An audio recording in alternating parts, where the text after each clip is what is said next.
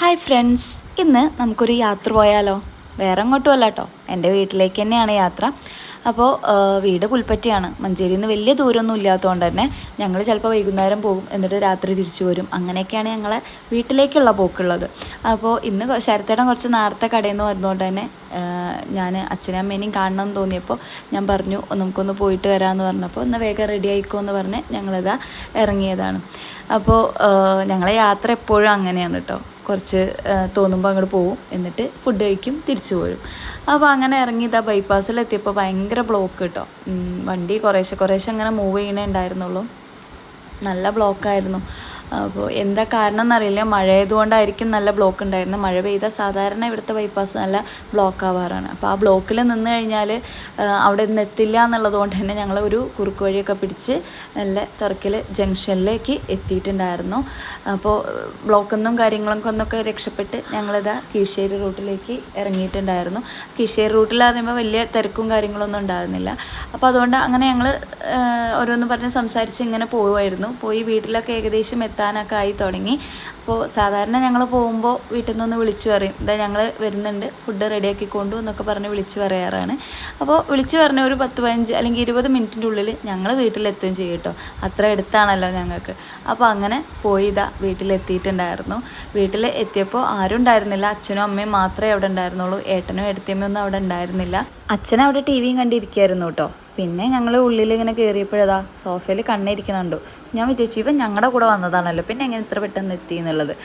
അവൻ്റെ എത്തിക്കഴിഞ്ഞാൽ ആ ഒരു സോഫയുടെ മൂലയ്ക്ക് പോയിരിക്കും, ടി വി കണ്ടിരിക്കും. ഇതാണ് അവൻ്റെ മെയിൻ പരിപാടി. പിന്നെ അങ്ങനെ അമ്മേനെയും തിരഞ്ഞ് പോയി. അമ്മ അടുക്കളയിലാവുമല്ലോ. അപ്പോൾ ഞങ്ങൾ വരുന്നുണ്ടെന്ന് പറഞ്ഞപ്പോൾ ചപ്പാത്തിയൊക്കെ പരത്തിക്കൊണ്ട് നിൽക്കുകയാണ്. അപ്പോൾ ഞാൻ അമ്മേനോട് ഒരു ഹായ് ഒക്കെ കാണിക്കാൻ പറഞ്ഞപ്പോൾ അമ്മ ഹായ് എന്നൊക്കെ പറഞ്ഞ് നോക്കി. പിന്നെ അവിടെ ചെന്നാൽ എൻ്റെ മെയിൻ പരിപാടി എന്ന് പറയുന്നത് ആ മേശയിൽ എന്തൊക്കെയാണ് ഉച്ചത്തെ ഭക്ഷണങ്ങൾ എന്ന് നോക്കുകയാണ്. കാരണം വീട്ടിൽ ചെന്നിട്ട് അവിടുത്തെ ഭക്ഷണം കഴിക്കുക എന്ന് പറയുന്നത് വേറൊരു ഫീലാണല്ലോ. അപ്പോൾ എന്തൊക്കെ ഉണ്ടെന്നുണ്ടെങ്കിൽ വെറുതെ ഇങ്ങനെ നോക്കിക്കൊണ്ടിരിക്കുകയായിരുന്നു. നോക്കുക മാത്രമല്ല കേട്ടോ, ഞാൻ അവിടെ ചെന്നാൽ അത് നോക്കിയും ഒന്ന് കഴിക്കുകയും ചെയ്തിട്ട് ബാക്കിയുള്ള പരിപാടിയൊക്കെ ചെയ്യുള്ളൂ. അപ്പോൾ അങ്ങനെ അതൊക്കെ നോക്കിക്കഴിഞ്ഞ് ഞങ്ങൾ ഹാളിലേക്ക് ചെന്നപ്പോൾ അപ്പോഴും അച്ഛൻ സീരിയൽ കാണാം. ഇവിടെ എത്തിക്കഴിഞ്ഞാൽ എല്ലാവരും സീരിയലിൻ്റെ മുന്നിലായിരിക്കും. ഈ സീരിയൽ കാണാത്ത ശരത്തേട്ടനും കണ്ണനും ഒക്കെ സീരിയലിൻ്റെ മുന്നിൽ ഇരിക്കേണ്ടി വരും. കാരണം അച്ഛനും അമ്മയും ഫുൾ ടൈം സീരിയലൊക്കെ കണ്ടിട്ട് അവർ മാത്രമല്ലേ ഉള്ളൂ. അപ്പോൾ അവർ സീരിയലൊക്കെ കണ്ട് അങ്ങനെ ഇരിക്കുകയാണ് ചെയ്യുക.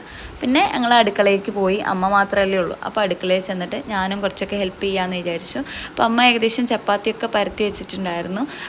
ഇനി ചിക്കൻ കറി ഉണ്ടാക്കാൻ വേണ്ടിയിട്ട് ഉള്ളിയും ഒക്കെ റെഡിയാക്കി വെച്ചിരിക്കുമായിരുന്നു. ഇത് എൻ്റെ ഒരു അനിയനാണ് കേട്ടോ, എൻ്റെ ചെറിയച്ഛൻ്റെ മോനാണ്. അപ്പോൾ അവനെയും കണ്ടു, അവനൊരു ഹായ് ഒക്കെ പറഞ്ഞു. പിന്നെ ഇത് നിങ്ങൾ കണ്ടിട്ടുണ്ടോ, ഇത് നമ്മുടെ കടിച്ചാപ്പർച്ചിയാണ്. നൊസ്റ്റു മിഠായി ഇല്ലേ, നൊസ്റ്റു മിഠായിയാണ്. അപ്പോൾ ഇത് അച്ഛൻ അങ്ങനത്തെ മിഠായിയും കാര്യങ്ങളൊക്കെ അവിടെ കൊണ്ടുവയ്ക്കാറുണ്ട്. അപ്പോൾ ഞങ്ങൾ വന്നു കഴിഞ്ഞാൽ ഞാൻ ആദ്യം അതും ഒന്ന് പോയി തപ്പും, എന്നിട്ട് അങ്ങനെ എന്തെങ്കിലും ഉണ്ടെങ്കിൽ അവിടെ പോയിട്ട് കഴിക്കും.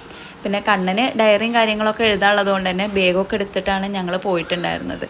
അപ്പോൾ അവന് ഡയറിയും ഹോംവർക്കും കാര്യങ്ങളൊക്കെ ഉണ്ടായിരുന്നു.